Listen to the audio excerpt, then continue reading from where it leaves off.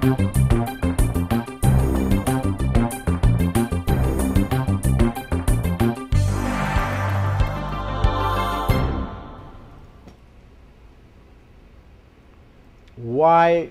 Okay, hold it.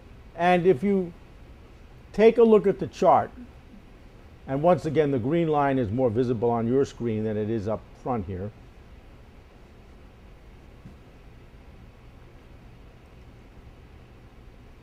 If you had to take an average for the PE between, let's say, 1945 and 1990, and you just did it with your eye, and to the nearest 5, like 0, 5, 10, 15, 20, 25, 30, what would you get? About what would it be?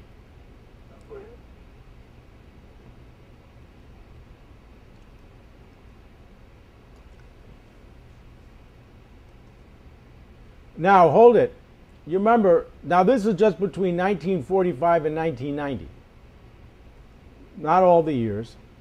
And remember, the scale for the S&P is on the left, and the scale for the scale for the S&P is on the left, and the scale for the PE is on the right.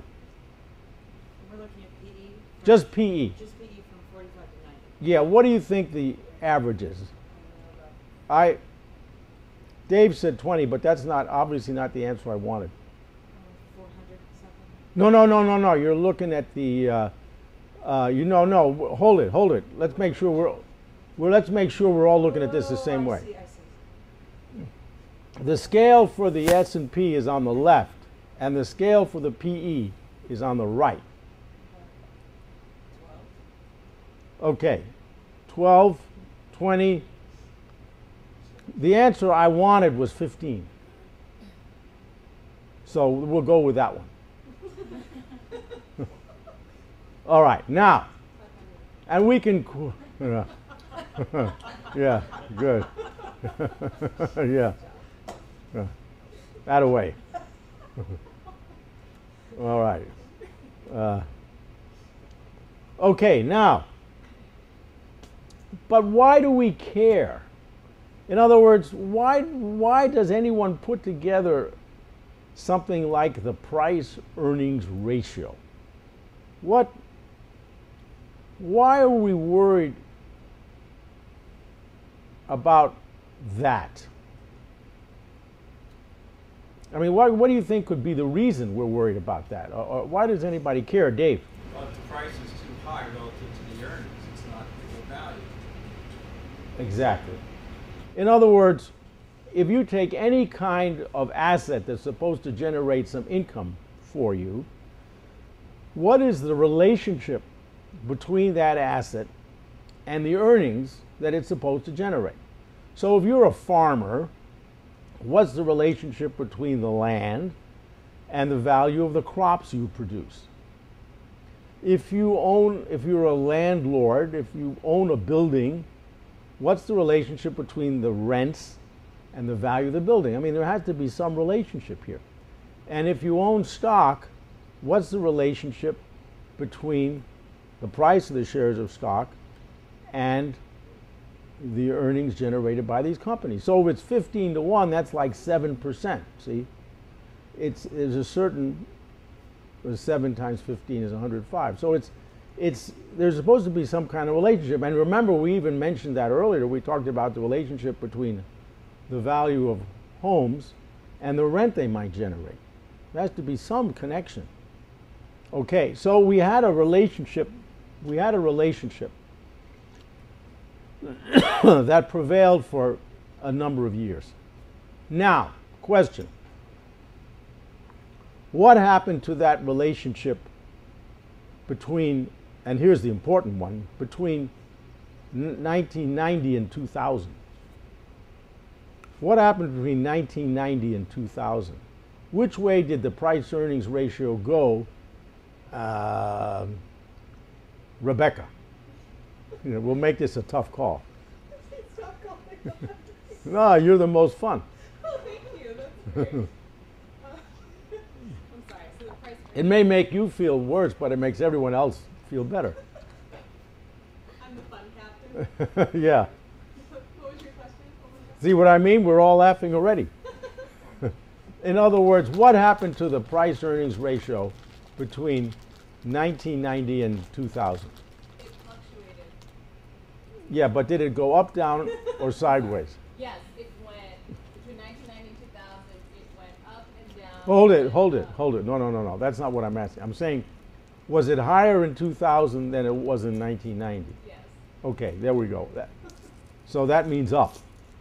Right. Oh, I Okay. didn't want the continuum of the ongoing red of activity. Quit while you're ahead. Okay. Okay, so it went up. Good. All right, now.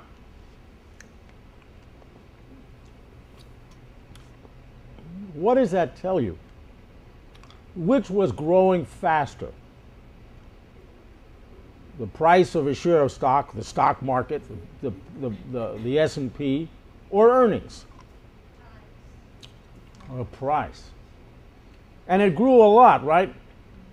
If the range was 12 to 1, 15 to 1, 20 to 1, whatever we said for all those years. What happened now? It went up into uncharted territory, didn't it?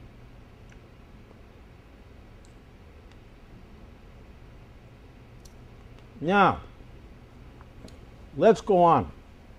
Next chart. 1.3.